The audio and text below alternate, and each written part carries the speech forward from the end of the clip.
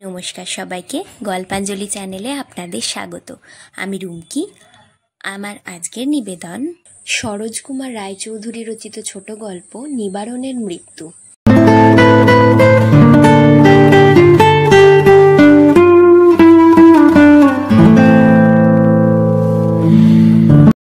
Rail line থেকেই দেখা যায় কতকগুলি ছোট বড় গাছের আড়ালে একখানি ভাঙা বাড়ি, সামনে ছোট্ট একটি ডোবা। বাড়ির চারিদিকে ঘেঁটু, আশশেওড়া আর কত কিসের ঝোপ ঝাড় জঙ্গল। বাড়ির ইট বেরিয়ে পড়েছে, নোনা ধরা দেওয়াল স্থানে স্থানে এত ক্ষয়ে গেছে যে কি করে অমন বাড়িতে মানুষ থাকে ভাবতে বিস্ময় লাগে। বাড়ির চারদিকের পাঁচিল মাঝে মাঝে ভেঙে গেছে, তার ফাঁক দিয়ে অন্দরের উঠোন পর্যন্ত দেখা যায়। খোয়া ওঠা উঠোন, তার এধার থেকে ওধার পর্যন্ত তার ঝোলানো, তাতে খান কয়েক ছেঁড়া কাঁথা ভিজে কাপড় ঝুলছে। ওইতেই অন্দরের মর্যাদা রক্ষিত হচ্ছে। ডোবার বাঁধা ঘাটের অবস্থাও সমান শোচনীয়। অন্ধকারে পা না ভেঙে নামা অসম্ভব, কিন্তু ওদের এমন অভ্যাস হয়ে গেছে যে একটা ছোট ছেলেও চোখ বুজে নামতে পারে। এই ঘাটটি এপাড়ার খিড়কি, ছোট ছোট পানায় তার জল এমন নীল হয়ে গেছে যে ছুঁতেও ঘৃণা হয়। সকালবেলা, সবে সূর্য উঠেছে। একটি বৃদ্ধা বিধবা ঘাটের পৈঠায় বসে তামাকের গুল দিয়ে যে কটি দাঁত এখনো অবশিষ্ট আছে সেই কটি সযত্নে মার্জিত করছিল। আর একটি আধা বয়সী স্ত্রীলোক মাথায় আধ ঘোমটা টেনে ঘাটের ওপর প্রান্তে ঘাড় হেঁট করে নিঃশব্দে বাসন মাজছিল। চারিদিকে গাছের ঝিমিয়ে আসা পাতায় কেমন একটা স্তব্ধতা এসেছে। তারই বিষণ্ণ ছায়া পড়েছে ডোবার নিস্তরঙ্গ নীল জলে। একটি বউ ভাঙা বাড়ি থেকে মন্থর পদে বেরিয়ে এসে ঘাটের মাথায় মুখ ঢেকে থমকে দাঁড়ালো। কতই বা তার বয়স হবে? 20, 21 কি তারও কম। ছিপছিপে শরীর, কিন্তু তারও বাঁধন যেন আলগা হয়ে পড়েছে। গাছ থেকে লতার বাঁধন আলগা হয়ে গেলে লতার যে অবস্থা হয় তেমনি, যেন এলিয়ে এলিয়ে পড়ছে। বউটি মুখ ঢেকে দাঁড়ালো। ঘাটের এই দুটি মেয়ের কাছে মুখ দেখাতে তার ইচ্ছে করছে না। তার কচি ঘাসের মতো রঙের লাবণ্য যেন কোথায় উবে গেছে। কোমল ত্বকে কর্কশতা এসেছে, মুখে কলঙ্ক রেখা দেখা দিয়েছে। চোখে জল নেই বটে, কিন্তু লাল রক্তের মতো লাল। আর তার ঘন পল্লবে বিশ্বের শ্রান্তির ছায়া এসেছে ঘনিয়ে। তারই ওপর মাথার রুখু চুলগুলি বারে বারে উড়ে উড়ে এসে পড়ছে। চোখের কোণে রাত্রি জাগরণের কালিমা। বউটি ঘাটের মাথায় থমকে দাঁড়ালো। পরিচিত মানুষের সামনে তার পা যেন চলতে চাইছে না, কিন্তু তবু থমকে দাঁড়ালে চলবে না। দিনের সব কাজই তার বাকি। বুড়ি শাশুড়ির কাল থেকে কোমর যেন ভেঙে গেছে, আর উঠতে পারছেন না। স্তিমিত দৃষ্টি চোখের জলে অন্ধ হবার উপক্রম। তবু কান্নার এখনই কি হয়েছে বলতে গেলে এখনো তো শুরুই হয়নি। এখনো মানুষটির শ্বাস প্রশ্বাস পড়ছে, চোখ মেলে চাইছে, অতি কষ্টে দুই একটি কথাও বলছে। কিন্তু আর বোধ হয় বেশিক্ষণ নয়, হয়তো আজ দুপুরেই নিঃশ্বাস থেমে যাবে, চোখ মেলে চাওয়াও হবে শেষ। ডাক্তার মুখে কিছু বলেননি বটে, কিন্তু তার চোখ মুখ দেখে বুঝতে আর কারো বাকি নেই। হয়তো দুপুরেই কিংবা বড়জোর সন্ধ্যায়, তার বেশি নয়। কান্নার শুরু হবে তখন, তখন থেকে সমস্ত জীবন ভোর, সমস্ত জীবন ভোর, সমস্ত জীবন ভোর। এর বেশি তরুবালা আর ভাবতে পারে না। একটি জীবন শেষ হয়ে যাওয়ার পরেই তারই সঙ্গে ওতপ্রোতভাবে জড়িত বাকি মানুষগুলি, বাকি জীবনগুলি সমানে চলতে থাকবে। এ যেন বিশ্বাস করার মতো কথা নয়। যাকে প্রত্যহ দেখছি, যার অস্তিত্ব প্রত্যেক মুহূর্তে অনুভব করছি, অকস্মাৎ একটি বিশেষ মুহূর্তের পরে তাকে আর কোথাও দেখা যাবে না। কথা ভাবতে গেলেও মন হু হু করে, মাথা ঝিমঝিম করে ওঠে। অকস্মাৎ পৃথিবীর সঙ্গে যোগসূত্র ছিঁড়ে গিয়ে সমস্ত মন বিষাদ ঔদাসীন্যে পরিপূর্ণ হয়। জীবনের যেন আর কোনো মানেই থাকে না। যে বৃদ্ধা পিছন ফিরে দন্ত ধাবন করছিল, তরুবালাকে সে লক্ষ্য করেনি। তরুবালা তখন ঘাটের শেষ পৈঠায় পৌঁছেছে। যে মেয়েটি বাসন মাজছিল সে যেন তরুবালাকে দেখে সমীহ করে একটু সরে বসল। বৃদ্ধার দৃষ্টিও তার ওপর পড়তে সেও অপ্রয়োজনে একটু সরে গেল। সবাই জানে আর কয়েক ঘন্টা পরেই এই বধূটির দুঃখের বনের পাখিও কেঁদে উঠবে। আর কয়েক ঘন্টা মাত্র। এই অল্প সময়টুকু কেউ তাকে দুঃখ দিতে চায় না। এই ঘাটেই বাসন মাজা নিয়ে কতজনের সঙ্গে কত কলহই না হয়ে গেছে। ছোট ঘাট, 3 জন নামলেই চতুর্থ জনের আর পা ফেলবার জায়গা থাকে না। তাকে বাসনের গোছা হাতে করে ঠায় দাঁড়িয়ে অপেক্ষা করতে হয়। কোথায় কে পৈঠার ওপর চিবানো ডাঁটা ফেলে গেছে, কার পাতের ভাত ঘাটের কোণে জড়ো হয়ে আছে, ফেলে দিতে মনে নেই, কার এঁটো বাসনে কারো পা ঠেকেছে, এই অবেলায় নিয়ে মরতে হবে। কলহের কারণের কি অভাব আছে? কিন্তু সেসব আজ নয়, বিশেষ করে এই বধূটির সঙ্গে কিছুতেই নয়। ওর সিঁথির সিঁদুর এখনো জলজল করছে বটে, কিন্তু সে সিঁদুর চিহ্নের দিকে চাওয়া যায় না। সে যেন ওর সিঁথিকেই বিদ্রূপ করছে, মর্মান্তিক বিদ্রূপ। যে সীমন্তিনীর সকল গৌরব আর কিছু পরেই পথের ধুলোয় মিলিয়ে যাবে, তাকে প্রতিবেশিনীরা সকল গৌরব নিঃশেষ করে আজকেই মিটিয়ে দিতে চায়। যাকে কদিন আগে তারা গ্রাহ্যই করেনি, আজ তাকেই দেখে সসম্ভ্রমে পথ ছেড়ে দিলে। বউটি সসংকোচে ঘাটে নামল। নিবারণ কেমন আছে বৌমা? বৃদ্ধা একবার গলাটা ঝেড়ে আস্তে আস্তে জিজ্ঞাসা করলে। এ প্রশ্নের উত্তর দেবার কিছু নেই। নিবারণের অবস্থা কাল রাত থেকেই খুব খারাপ। ভালো লক্ষণ যা ছিল একটি একটি করে সব শেষ হয়ে যাচ্ছে। আশা করার মতো কিছুই আর অবশিষ্ট নেই। বৌমা উত্তর দিলে না। নিঃশব্দে মাথাটা নেড়ে ডান হাত দিয়ে ললাটের চুলগুলো সরিয়ে ফেললে। এই কদিনের রোগী সেবায় আর দুর্ভাবনায় তার শরীর আধখানা হয়ে গেছে। শীর্ণ করপ্রকোষ্ঠে চুড়ি দুগাছি ঢলঢল করছে। ওই দুগাছি সরু চুড়ি আজ তার সম্বল। চিকিৎসার ব্যয় নির্বাহের পর তার গায়ের গহনা অবশেষে ওই দুগাছিতে এসে ঠেকেছে। প্রতিবেশিনীরা সহানুভূতিসূচক দীর্ঘশ্বাস ফেললে। কাজ তাদের শেষ হয়ে গিয়েছিল, ধীরে ধীরে চলে গেল। ফাল্গুনের শেষ, জলে এখনো শীত রয়েছে বেশ। এই ডোবায় নামলে চারিদিকের উঁচু পাড় বাইরের পৃথিবীকে দৃষ্টির আড়ালে রাখে। অকস্মাৎ পৃথিবী থেকে বিচ্ছিন্ন হয়ে তরুবালা যেন বেঁচে গেল। মুমূর্ষ রোগীর অস্ফুট আর্তনাদ, পাণ্ডুর চোখের কাতর দৃষ্টি, শিশুপুত্রের কখনো দাপাদাপি, কখনো চিৎকার, বৃদ্ধা শাশুড়ির ভাষাহীন বিহ্বল দৃষ্টি, জরা মৃত্যু ব্যাধিগ্রস্ত বিপুল পৃথ্বী তার সমস্ত কুৎসিতা নিয়ে এই গোষ্পদের সুগভীর নির্জনতায় তলিয়ে গেল। তরুবালা মুখ ধোবার জন্য ঘাটে এসেছিল। তার এখনো অনেক কাজ বাকি। সমস্ত রাত ছটফট করে এখন একটু নিস্তেজ হয়ে স্বামী ঝিমুচ্ছে। এখনই উঠবে বোধ হয়। কাছে কেউ নেই। সমস্ত রাত্রি জেগে শাশুড়ি ও ঘরে এলিয়ে পড়েছেন। ছেলেটা সকালে উঠে পুজোর রঙিন পাঞ্জাবিটা গায়ে দেবার জন্য বেজায় ঝোঁক ধরেছিল। সেটা বের করে দিতেই ছুটতে ছুটতে পাড়ায় বেরিয়ে গেছে। স্বামীর কাছে কেউই নেই। রোগীর ঘুম, হয়তো এখনই উঠে পড়বে। তাকে ওষুধ দিতে হবে, একটুখানি বেদানার রস করে খাওয়াতে হবে। গায়ের ঢাকাটা খুলে গিয়ে থাকলে আবার ভালো করে গায়ে করে দিতে হবে। কত কাজ! ছেলেটা একটু পরেই ফিরবে। গয়লা দুধ দিয়ে গেছে, সেটুকু গরম করে রাখতে হবে, নইলে ক্ষুধায় ছেলেটা কাঁদবে। কাল শাশুড়ির একাদশী গেছে, তার দ্বাদশীর ব্যবস্থা করতে হবে। আর নিজের জন্য না হলেও ওদের দুজনের জন্যও তো দুটো ভাতে ভাত চড়িয়ে দিতে হবে। মাত্র একটি মানুষেরই জীবনের তেল ফুরিয়ে এসেছে। পৃথিবীর গতি তো আর বন্ধ হয়নি। যে যাবে সে যাবে, যারা থাকবে তাদের খেতেও হবে, খাটতেও হবে, সবই করতে হবে। তরুবালার অনেক কাজ, কিন্তু ডোবার ঠান্ডা জল তাকে লোভ দেখাচ্ছে, সর্বাঙ্গ জ্বালা করছে। 19-20 বছরের তরুবালা আর পারে না। সে আকণ্ঠ জলে ডুবিয়ে এই সুশীতল একাকিত্বে যেন মগ্ন হয়ে গেল। বাইরের পৃথিবীর কিছুই আর খেয়াল রইল না। খেয়াল রইল না রুগ্ন স্বামীর মুখ, শাশুড়ির দ্বাদশী পর্ব, ক্ষুধার্ত শিশুর কাতরতা, ঘরকন্যার আরও সহস্রবিধ খুঁটিনাটি। খেয়াল রইল না নিজের সুদীর্ঘ জীবনব্যাপী অসংখ্য দুঃখ দারিদ্র ও জীবন সংগ্রামের দুর্ভাবনা। বুড়ি শাশুড়ি মরিমরি করেও আরও কতকাল বাঁচবেন কে জানে। কে জানে সে নিজেই কতকালের পরমায়ু নিয়ে এসেছে। ছোট ছেলে একদিন বড় হবে, তাকে মানুষ করতে হবে, কিন্তু সে পরের কথা পরে। আপাতত এই 3টি প্রাণীর দৈনন্দিন দুবেলা 2টি গ্রাসের অন্ন কে যোগাবে সেই তো সমস্যা। কিন্তু তরুবালা আর ভাবতে পারে না। গত 15 দিন ধরে সে কেবলই ভাবছে। ভেবে ভেবে তার দেহ মন ভেঙে গেছে। মস্তিষ্কের ভাববার শক্তি লোপ পেয়েছে। একটু সে বিশ্রাম চাই, একটু বিস্মৃতি। ডোবার নীল জল কনকনে ঠান্ডা।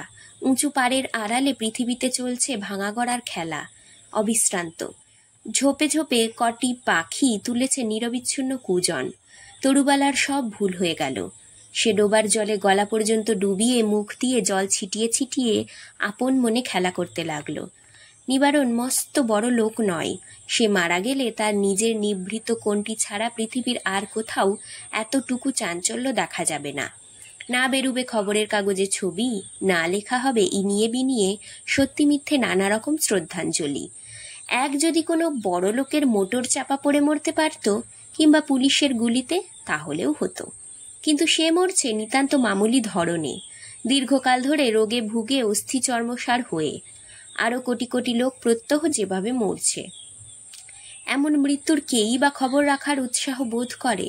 আর কি উৎসাহই বা বোধ করবে? কেউ কি তাকে চেনে? মানব সভ্যতায় তার দান কি? নিবারণ ক্যানভাসার। হাওড়া থেকে ব্যান্ডেল লাইনে সে ট্রেনে ফেরি করে বেড়ায়। জিসি দত্তের বিখ্যাত নিবের মাজনের, জয়পুরের মানসিং গুলির, নারকেল তেলের মশলার, সুগন্ধি ধূপকাঠির, আর মাথা ধরা মাথা ঘরা মাথা ঝনঝন কনকন করার অব্যর্থ ও একমাত্র ওষুধ মাথলিনের। তার বয়স 25, 26, 27, কি বড়জোর 28, অর্থাৎ তাকে দেখে তার বয়স বলা শক্ত।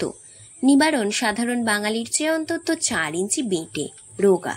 সে তুলনায় গোঁফজোড়া যথেষ্ট বড়, আর জুলফি নামাতে নামাতে গালপাট্টাই এসে দাঁড়িয়েছে। গাল মাংসহীন, চোয়াল চওড়া, আর সামনের দিকে ঝুঁকে এসেছে। নাকের গোড়াটা চ্যাপ্টা, কিন্তু ডগাটা বর্তুলাবক। হাঁ মুখ অসম্ভব রকম বড়, আর পুরু পুরু ঠোঁট, আর কণ্ঠ। নিবারণ পাশের গাড়িতে কথা বললেও এ গাড়ি থেকে শোনা যায়। লোকটি ওরই মধ্যে একটু শৌখিন। গায়ে থাকে একটি সিল্ক নয়তো লং ক্লথের পাঞ্জাবি, পরনের কাপড় ধোপ দুরস্থ, হাতে রিস্ট ওয়াচ, মাথার চুলে পরিপাটি টেরি। এর সঙ্গে মিলত না তার জুতো। সময়াভাবে জুতোর কালিও দিতে পারত না, মেরামতো করাতে পারত না। আর সময়ের অভাব ঘটত ক্ষৌরকর্মে। ক্যানভাসারের রবিবারও নেই, দোল দুর্গোৎসবও নেই। সেই কারণে মুখমণ্ডল প্রায়ই শ্মশ্রুকণ্টকিত হয়ে থাকত। 9টার সময় যা হোক দুটি মুখে দিয়ে তাকে বেরুতে হতো। এই যা হোক দুটির ব্যবস্থা করতেই তরুবালাকে উঠতে হতো ভোর 5টায়। নিবারণ একটু নিদ্রাবিলাসী, উঠতে তার 7:30 বেজে যেত। তাও কি সহজে? তরুবালা চা নিয়ে এসে কত সাধ্য সাধনা করে তবে ওঠাতো। চোখ বুজে বুঝেই নিবারণ চাটুকু খেয়ে নিত। তারপরে একটু অবসাদ কাটলে উঠে তেল মেখে একেবারে দাঁতন করতে করতে নাইতে যেত। কি শীত কি গ্রীষ্ম! স্নান করে এসেই খেতে বসা, তারপর 9:07 ট্রেন ধরতে স্টেশনে দৌড়ানো। যাওয়ার সময় তরুবালা হাসি মুখে 2টি পান দিত প্রত্যহ। এর আর ব্যতিক্রম ছিল না। খোকার নিজের হাতে বাপের মুখে পান 2টি তুলে দিত। কোনোদিন প্রসাদ পেত, কোনোদিন পেত না। তারপরে জিসি দত্তের বিখ্যাত নিমের মাজন চাই। মাজন আপনারা অনেক দামি শিশি ও বিলাতি মাজন ব্যবহার করে দেখেছেন, কিন্তু সেই সঙ্গে আমাদের নিমের মাজনও একবার ব্যবহার করে দেখতে অনুরোধ করি। মহাশয়গণ, এই মাজনে কোনো অদ্ভুত জিনিস নেই। এ আমাদের দিশি গাছগাছরাই তৈরি। এতে আছে আমলা, হরিতকি, বহেরা, দাঁত নড়া, দাঁতে রক্ত পড়া, দাঁতের গোড়ায় কনকন করা, দাঁতের পোকা প্রভৃতি যাবতীয় দন্তরোগ একদিনেই আরোগ্য হবে। এ আমার বাজে কথা নয় মহাশয়গণ। যাদের দাঁত হলহল করে নড়ছে, কিংবা মুখে এমন দুর্গন্ধ যে কারো সামনে কথা বলতে সংকোচ হয়, এমন যদি এখানে কেউ থাকেন, তাকে একবার আমাদের এই মাজন পরীক্ষা করে দেখতে অনুরোধ করি। 1 মাসের ব্যবহারযোগ্য 1 কৌটার দাম মাত্র 2 পয়সা। একসঙ্গে 3 কৌটা নিলে মাত্র 5 পয়সায় পাবেন। মুখের দুর্গন্ধ নষ্ট হয়ে চমৎকার সুগন্ধ হবে। যার দরকার হবে চেয়ে নেবেন। মুখের গন্ধ এত লোকের মধ্যে স্বীকার করতে কেউ রাজি নয়। যাদের দাঁত হলহল করে নড়ে তারাও এই ট্রেনে মুখ ধোবার জল নেই, কিছু নেই, এমন মহৌষধ ব্যবহার করে দেখতে সম্মত হয় না। তবু প্রয়োজন মতো কেউ কেনে না। নিবারণ বিখ্যাত মাজন ব্যাগে পুরে আবার একটা নতুন জিনিস তুলে চিৎকার আরম্ভ করে। জয়পুরের মানসিংগুলি চাই কারো? মহাশয়গণ, আমাদের নতুন আবিষ্কার সম্বন্ধে একটা কথা বলা প্রয়োজন মনে করি, একটু দয়া করে শুনবেন। হয়তো কোনো ভদ্রলোক একটু ঝিমুচ্ছিলেন। চোখ রগড়াতে রগড়াতে উঠে বলেন, দয়া না করেও শুনতে পাচ্ছি মশাই, একটু আসতে বলবেন। নিবারণ অপ্রস্তুত হয় না, হাসে। গলা একটুও না নামিয়ে বলে চলে, মুখস্থ বলার মতো। মহারাজা মানসিং এই গুলি ব্যবহার করতেন। হাসবেন না মহাশয়গণ, আপনাদের দেশে সব ছিল, কালের প্রভাবে নষ্ট হয়ে গেছে। যাতে বিলিতি ওষুধের দোকানের ছাপমারা নেই, এখন আপনারা তার নাম শুনলেও হেসে উঠবেন। আমার মুখের কথায় আপনাদের বিশ্বাস হবে না মহাশয়গণ, কিন্তু পরীক্ষা করে দেখতে দোষ কি? এতে স্মৃতিশক্তি বাড়ে, দেহের বল বাড়ে, কণ্ঠস্বর সুমিষ্ট হয়, গলা ধরা, ঢোক গিলতে কষ্ট হওয়া, টনসিলের ব্যথা সমস্ত আরোগ্য হয়। মূল্য 100 গুলির শিশি মাত্র 4 আনা। আমার কাছে ছোট নমুনার শিশিও আছে, মূল্য 4 পয়সা মাত্র। যার আবশ্যক হবে চেয়ে নেবেন। তারপর নারকেল তেলের মশলা, তারপর মাথলিন, সবই পরের পর নিবারণ তোতা পাখির মতো গড়গড় করে বলে। যাদের ওষুধ কি বলতে হবে তারা তা লিখে দিয়েছে, নিবারণ মুখস্থ বলে দেয়। তবে তার নিজের অবদান মাঝে মাঝে মহাশয়গণ কথা বসিয়ে দেওয়ায়। ওর সাহিত্যিক কৃতিত্ব হচ্ছে সুগন্ধি ধূপের বেলায়। সেই জন্য এইটে সে সব শেষে বলে, ধূপ চাই, মহীশূরের ধূপ, বাসর মজান, রতিবিলাস ধূপ আছে। সকলের দিকে চেয়ে আবার বলে, রতিবিলাসও বটে, আরতিবিলাসও বটে, যার যেমন প্রয়োজন হবে চেয়ে নেবেন। বাসর মজান, রতিবিলাস আর তার সঙ্গে আরতিবিলাস, এই 3টে কথা তার নিজের আবিষ্কার, এবং এই সাহিত্যিক প্রচেষ্টায় সে বেশ গর্ব অনুভব করে। আরও কয়েকজন ধূপ বিক্রি করে, কিন্তু তারা শুধু বলে মহীশূরের সুগন্ধি ধূপ। নিবারণের ট্রেডমার্ক যেন কেউ ব্যবহার না করে সেজন্য তাদের সাবধান করে দেওয়া হয়েছে। নিবারণ তার ট্রেডমার্কের ফল শ্রোতৃবৃন্দের ওপর কিরকম হলো তা চেয়ে চেয়ে দেখে। তারপর বলে, যারা অনেকদিন পরে বাড়ি যাচ্ছেন তাঁরা অন্তত 1 প্যাকেট কিনে নিয়ে যান। দেখবেন সুগন্ধে ঘর মৌ মৌ করবে, মানুষের মুখে হাসি ফুটবে, সুখে নিশি প্রভাত হবে, আর আমার ধূপের জয় জয়কার হবে। বাসর মজানো ধূপ, সুগন্ধে বাসরাত্রির কথা মনে পড়বে। নিয়ে যান রতিবিলাস ধূপ, আরতিবিলাসও বটে, যার যেমন দরকার। 1 প্যাকেট মাত্র 2 পয়সা, 5 পয়সা আর 3 প্যাকেট। 1 রাত্রেই দামের 4 গুণ উসুল হবে। নিবারণ আত্মতৃপ্তির হাসি হাসে। তার সাহিত্যিক প্রচেষ্টার ফলেই হোক আর যে কারণেই হোক, ধূপটা বিক্রি হয় বেশ, মানে অন্য জিনিসের চেয়ে বেশি। প্রায় কামরায় 2-1 পরিচিত লোক থাকেন। 6 বছর ধরে এই লাইনে সে ঘুরছে। মাঝে মাঝে তাদের সঙ্গে রসিকতা হয়। এই যে বাবু দাদা, আবার অনেকদিন পরে যে কলকাতায় বাসা করেছেন? বেশ বেশ, তা হোক, বাসর মজানো ধূপ 2 প্যাকেট নিয়ে যান, এত সস্তায় এ জিনিস আর কোথাও পেতে হবে না। বাবু দাদার না বলবার উপায় থাকে না। ততক্ষণে নিবারণ তাকে 2 প্যাকেট ধূপ গুছিয়ে দিয়েছে। বাবু দাদা কেবল একবার বলেন, 2 প্যাকেট নয়, 1 প্যাকেট দিন। কিন্তু কে কার কথা শোনে? নিবারণ হাসতে হাসতে বলে, 1 প্যাকেটে কি হয়? কলকাতায় বাসা করেছেন, আবার কবে দেখা হবে? কি রকম, বড় বাবু না কি? এই নিন আপনার সুবাসিত নারকেল তেলের মশলা। আজ শনিবার, জানি কি না আপনি আজ আসবেনই। আমি এই 6 বছরের মধ্যে আপনাকে একটা শনিবারও বাদ দিতে দেখলাম না। নিবারণ নিজের রসিকতায় নিজেই হো হো করে হেসে ওঠে। ক প্যাকেট দেবো? 2, 4? বড়বাবু তাড়াতাড়ি বলে ওঠেন, না না, আজ আর দরকার হবে না, সেদিন 2 নিয়ে গেছি, তাই এখনো পুরোয়নি। নিবারণ বড়বাবুর হাতে 2 প্যাকেট গুঁজে দিয়ে বলে, সে প্যাকেট নয় বড়বাবু, আপনার জন্য স্পেশাল তৈরি করে রেখেছিলাম, বাড়ি নিয়ে যান, যিনি সমজদার তিনি বুঝবেন। নিবারণ হো হো করে হাসলে।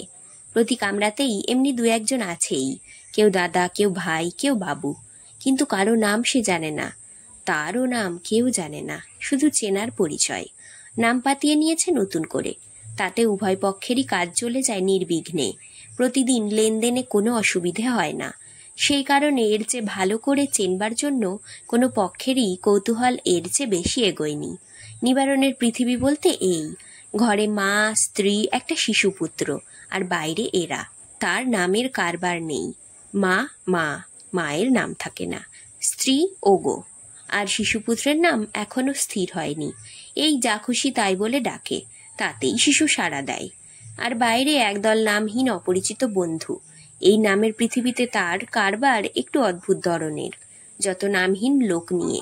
তার অসুখের খবর কেউ পেলে কেউ পেলে না, কেউ জানলে কেউ জানলেই না, কিন্তু সবাই নিজেদের অজ্ঞাতসারেই মনে মনে একবার বোধহয় অনুভব করলে, তরুবালা ঘাটে গলা ডুবিয়ে রয়েছে তো রয়েছেই। ওর যেন জ্ঞান লোপ পেয়ে গেছে, কিছুরই আর খেয়াল নেই। ছোট মেয়ের মতো আপন মনে জল নিয়ে খেলাই করছে, সময়ের হিসেব নেই। ঘোষালগিন্নি ঘাটে এসে সশব্দে বাসন নামালেন। তরুবালার কানে এ শব্দ পৌঁছলই না। তাকে অমন নিশ্চিন্তভাবে জলের গা ডুবিয়ে বসে থাকতে দেখে ঘোষালগিন্নি ভাবলেন, নিবারণ বোধহয় ভালোই আছে। জিজ্ঞাসা করলেন, নিবারণ কেমন আছে বৌমা? নিবারণ কে? তরুবালা অকস্মাৎ মানুষের কণ্ঠস্বর শুনে চমকে উঠল। কিছুই যেন সে বুঝতে পারেনি, এমনি করে ফ্যালফ্যাল করে চেয়ে রইল।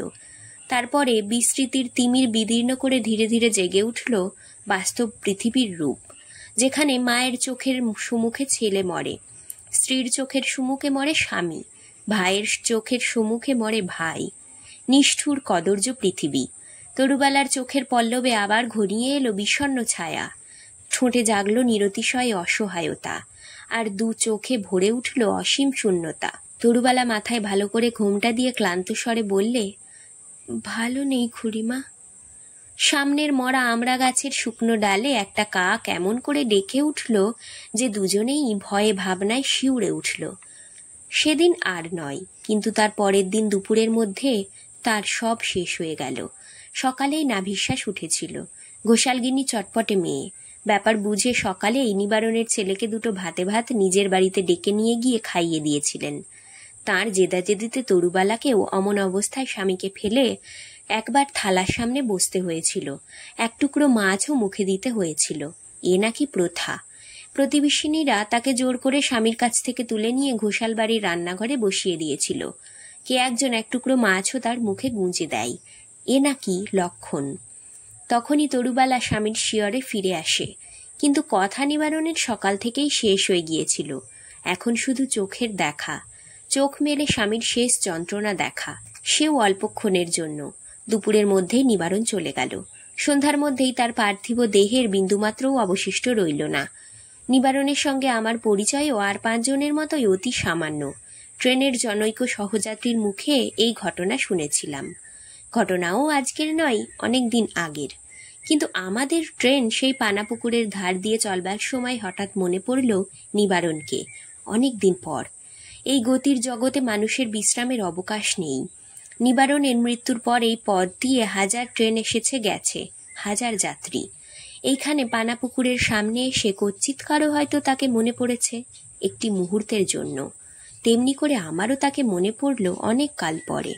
ওই পানাপুকুরের অনেক পরিবর্তনই নিশ্চয়ই তার পরে হয়েছে, কিন্তু দেখে দেখে তা আর চোখে পড়ে না। ওরই মধ্যে নিবারণের স্মৃতি একটুখানি কোথাও বেঁচে আছে। ওদিকে চাইতেই এক মুহূর্তের জন্য তাকে মনে পড়ে গেল একবার মাত্র। তাও নিবারণের জন্য নয়, বিশেষ কোনো একজন লোকের জন্যও নয়। এবার শুধু মনে হলো যাদের চিনতাম তাদের মধ্যে কত মানুষই নেই। চকিতে সমস্ত মন কেমন উদাস হয়ে গেল। ট্রেন চলেছে ঝড়ের বেগে। শ্রীরামপুর নতুন স্টেশন। সে পানাপুকুরের চিহ্ন মাত্র নেই। আবার নতুন জগৎ, নতুন আবেষ্টনী। 5 মিনিট আগের মন 5 মিনিট পিছিয়ে পড়ল। তার হলো মৃত্যু, আর তাকে কোথাও খুঁজে পাওয়া যাবে না।